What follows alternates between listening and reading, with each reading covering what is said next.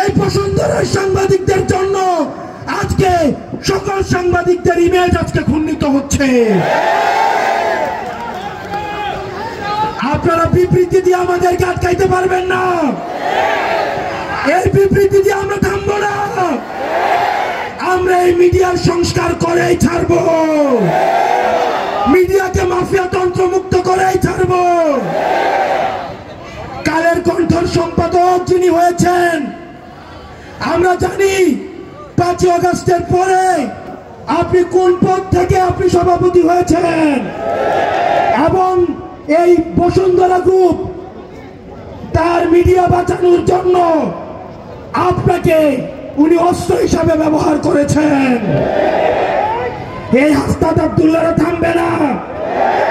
আমরা মিডিয়ার স্বাধীনতা চাই, আমরা মিডিয়াতে চাই ফ্যাক্ট বেসড জার্নালিজম হবে।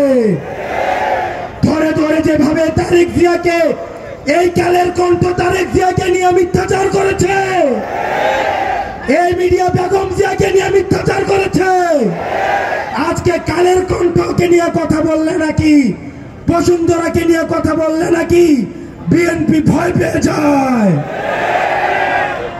আপনারা কি কারো কাছে আপনাদের রাজনীতি বর্গা দিয়েছে? প্রিয় তরুণ প্রজন্ম, আপনাদেরকে সচেতন থাকতে হবে, সত্যকে সত্য বলতে হবে, আপনার ইনকাম নিয়েও প্রশ্ন করতে হবে। দুর্নীতি বিরোধী অভিযান শুরু হোক নিজের ঘর থেকে। তরুণ প্রজন্ম, আপনাদেরকে সতর্ক করে দিয়ে যায়, বাংলাদেশের আকাশে সংকট ঘনীভূত হচ্ছে।